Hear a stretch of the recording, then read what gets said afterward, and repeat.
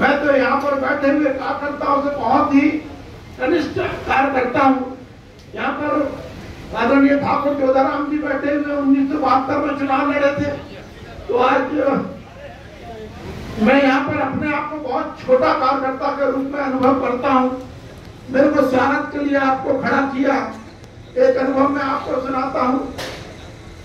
हमारे विधानसभा के प्रभारी आदरणीय सुरेंद्र तिवारी जी, कृपया जोरदार तालियां बजाकर स्वागत कीजिए। एक अनुभव सुनाता हूँ। जनसंपर्क के लिए निकला हुआ था।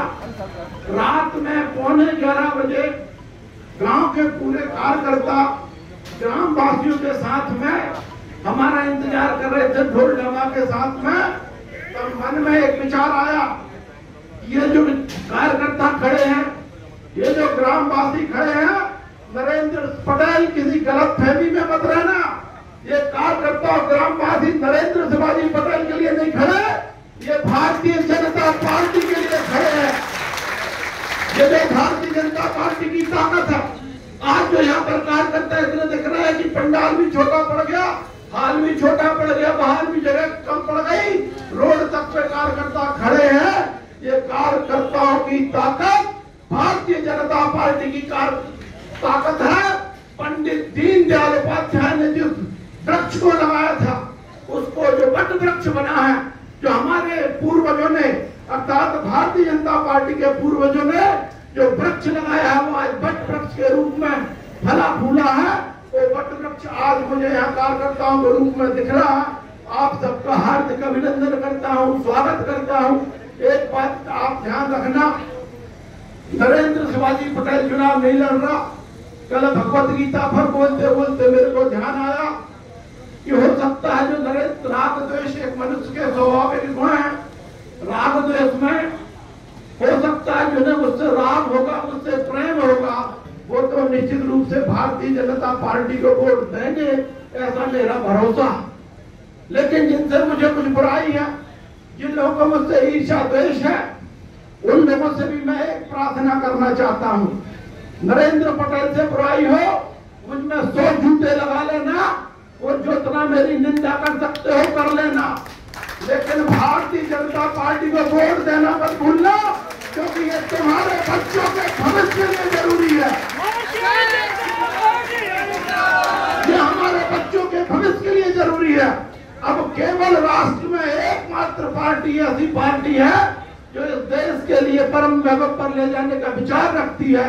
अन्यथा जितनी पार्टियां हैं, वे वंशवादी हैं, परिवारवादी हैं, कोई वेटिकन सिटी से चलती है, कोई चीन से चलती है। केवल भारतीय जनता पार्टी एकमात्र ऐसी पार्टी है जो भारत से चलती है और भारत के लिए चलती है। आज सनातन धर्म को गाली देने वाले नेता कांग्रेस के गठबंधन में शामिल हैं। जो सनातन इस देश की संस्कार है, जो सनातन इस देश का सार तत्व है, उसको भी गाली देने वाले नेता लोग आज कांग्रेस के साथ में गलवैया कर रहे हैं। इस पे सावधानियां रखने की आवश्यकता है। मैं ज्यादा आपके सामने बोलना नहीं चाहता, क्योंकि मुझसे तमाम वरिष्ठ लोग यहाँ पर बैठे हैं जिन्होंने इस पार्टी को इतना उत्पल्लित किया है, जो इतनी बड़ी बनी है। तो निश्चित रूप से मैं आप सबकी चरण वंदना करता हूँ, सब वरिष्ठ कार्यकर्ताओं की। जो कार्यकर्ताओं तक सूचना नहीं पहुँच पाई या किसी कारणवश आ नहीं पाए, उनसे मेरी तरफ से क्षमा मांग लेना। जिन्हों बैठने की जगह नहीं मिली, उनसे भी क्षमा मांग रहा हूँ। केवल अंत में एक बात कहना चाहता हूँ, एक छोटे कार्यकर्ता के रूप में एक छोटी सी उम्र में मैं इस विचारधारा से जुड़ा था। 10 साल की उम्र में मैं राष्ट्रीय स्वयंसेवक संघ का स्वयंसेवक बना। 15 साल की उम्र में जब उज्जैन में प्रशिक्षण कर मैं गया था, तब 15 वर्ष की उम्र में अग्नि को साक्षी मानकर भारत मां को परम वैभव पर ले जाने की प्रतिज्ञा की थी, शपथ खाई थी। आज भी उस पर अटल हूँ, अड़ी हूँ। 40 साल के सार्वजनिक जीवन में एक भी नए पैसे का दाग नहीं है, और मैं पूर्ण विश्वास से कह सकता हूँ कि जीवन में एक भी काम ऐसा नहीं किया। मेरा पूरा सार्वजनिक जीवन देख लेना, एक भी मैंने काम ऐसा नहीं किया लेस मात्र भी मेरी विचारधारा को कोई नुकसान पहुंचे। तो इस भाव से लेकर निकला हूँ। पिछली बार जो कार्यकर्ताओं का सहयोग कार्यक्रम था, उसमें भी मैंने कहा था एक नए पैसे का दाग आज भी नहीं है। जिस दिन भी एक नए पैसे का दाग लग जाएगा उस दिन राजनीति से संन्यास ले लूंगा और हिमालय में जाके साधना करूंगा कि भगवान जी ने मुझे जनता की सेवा के लिए भेजा था, मैं जनता का पैसा खा गया, मुझसे पाप हो गया, मुझे माफ करना, अगले जन्म में इतनी शक्ति देना, इतनी मन बुद्धि देना, इतनी सद्बुद्धि देना कि ऐसा पाप ना हो। उन्हें पुनर्जन्म से एक बात याद आ गई, उसको कह के अपनी वाणी को भ्राम हुआ। हम सब हिंदू हैं, जो हिंदू हैं, कुछ मुस्लिम भाई भी यहाँ होंगे, लेकिन हिंदुओं के लिए कह रहा हूँ कि हम पुनर्जन्म में भरोसा रखने वाले लोग हैं। हम मानते हैं कि हमारा पुनर्जन्म होता है, विभिन्न शास्त्रों में लिखा है, भगवत गीता में भी लिखा है कि हमारा पुनर्जन्म होता है। 84 लाख योनियों में हम लोग घूमते हैं और मनुष्य जीवन मिलता है। आज नरेंद्र मोदी शिवाजी पटेल के परिवार में जन्मा है तो मेरा कर्तव्य है कि उस परिवार का नाम रोशन हो, उस परिवार में सुख समृद्धि ऐश्वर्य हो, परंतु आवश्यक नहीं है कि नरेंद्र का अगला जन्म शिवाजी पटेल के परिवार में होगा। हो सकता है बरेली का जो सबसे गरीब व्यक्ति हो उसके घर में भी मेरा जन्म हो सकता है, और ये सिद्धांत केवल मुझ पर लागू नहीं होता, आप सब पर होता है।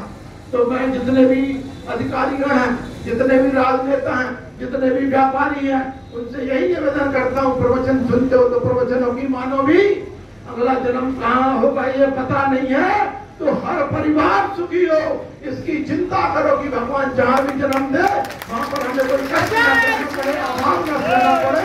और यही सिद्धांत लेके मैं राजनीति में निकला हूँ। आप सबका आशीर्वाद मिले, आपका जो आशीर्वाद आप सब आए हैं ये मिला ही है निश्चित रूप से। आप सबको प्रणाम करता हूँ, आप सबका बहुत स्वागत करता हूँ, अभिनंदन करता हूँ। जो कार्यकर्ता नहीं आप आए हैं या किसी आयु के कारण या किसी अन्य के कारण से नहीं आ पाए हैं, उनको आप सब ये संदेश भेज देना कि नरेंद्र पटेल ने प्रणाम किया है, जो मुझसे गलतियां हो गई हो उनके लिए क्षमा करना, केवल अपने देश के भाग्य के लिए भारतीय जनता पार्टी को जिताना आवश्यक है। लग सकता है कि विधायक तो बनेगा नहीं बनेगा क्या फर्क पड़ता है, मोदी की सरकार तो चली रही है, मोदी जी की सरकार तो 2024 में भारी बहुमत से जीतने वाली है। लेकिन अभी भारतीय जनता पार्टी के आदरणीय राष्ट्रीय संगठन मंत्री जी आए थे उदयपुरा में, शिव प्रकाश जी, वहाँ पे हमारे मंडल अध्यक्ष जी भी थे, तमाम हमारे पार्टी के पदाधिकारी थे। उन्होंने जब एक बात कही तो मेरा भी उस बात पे ध्यान गया कि राज्यसभा में हमारा बहुमत कम पड़ता है, उसमें भी हमारे सांसद होना चाहिए। और हम सोचते हैं राज्यसभा के सांसद में तो हमारी कोई भूमिका नहीं है। यदि विचार करो तो राज्यसभा के सांसद को चुने जाने में भी हमारी भूमिका है, क्योंकि आप जिसको विधायक बनाएंगे वही जाके तो राज्यसभा के लिए वोटिंग करेगा, तो राज्यसभा में भी हमारा बहुमत मिले, इसलिए विधायक चुना जाना अत्यंत आवश्यक है।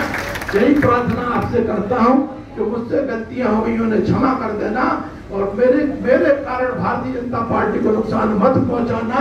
मैं बारंबार आपके कदमों में, आपके चरणों में मेरा माथा रख के माफी मांग लूंगा, लेकिन भारतीय जनता पार्टी को विजय बनाए।